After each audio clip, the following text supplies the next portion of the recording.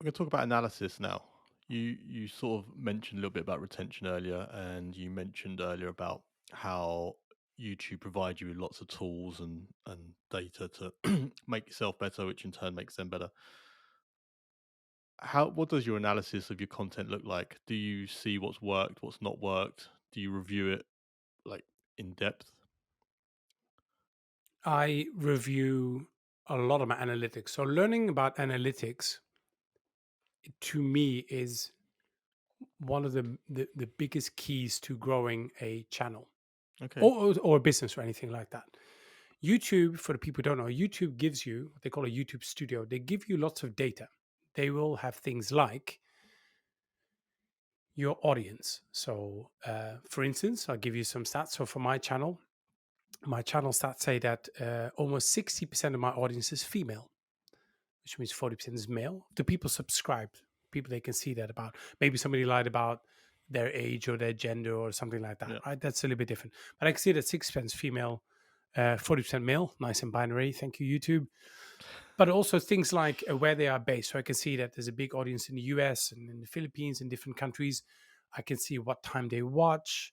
I can see when people click away. So I can go back to a video and say, there was a steep drop off because whatever the example I gave was too long. So Yeah. they give you lots of data. You can then compare videos. You can compare your last three videos with your first three videos and look at retention. How long can you keep the attention to the video?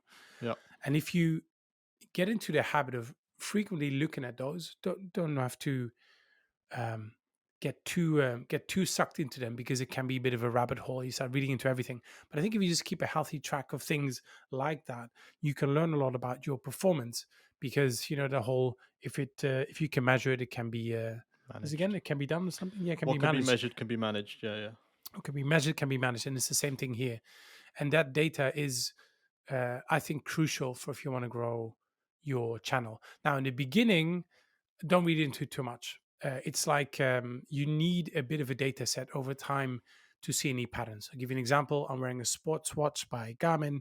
Let's say that the watch is new and I've only been tracking my sleep for 7 days. Yeah. I shouldn't draw too many conclusions from that, right? Because I go, oh my God, every time it's Thursday, I don't sleep well. It must be because it's Thursday. Where if I do it over 6 months or 12 months, I go, hey, wait a minute. Every time I go out drinking, I don't sleep as well, or I sleep better, or whatever it is. It only makes sense over time. Yeah. YouTube analytics are the same. Once you have enough videos up there over time, you are going to see patterns. And the way I read analytics without getting super nerdy about it is literally with a cup of tea, sitting back and just kind of just let it come over me, kind of thing. Like not read into it with too much detail, kind of go, I'd be interested to see how the first 24 hours of this video compared to the first 24 hours of that video. And can I see a pattern in there? And just over time, you'll start to see things which will be should be your big kind of buoys in the water you can steer around. So for those aspiring YouTube creators who are watching or listening to this, is there any particular analytics that they should be casually paying particular attention to in your opinion? Yes, retention, Okay. retention. How long you can keep your audience engaged on your video? Do they watch the entire video? Do they click away after a couple of seconds? I think retention and then session time, which is something a bit more complex. So if they go from one video to another one of your video, have you seen at the end of a YouTube video, they go, Yeah. hey, and if you enjoyed this video about Chris, you might want to enjoy that video about this person. Yeah.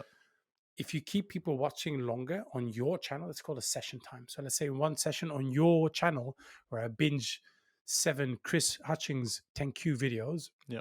I might have a session time of an hour and a half, right? That session time is good.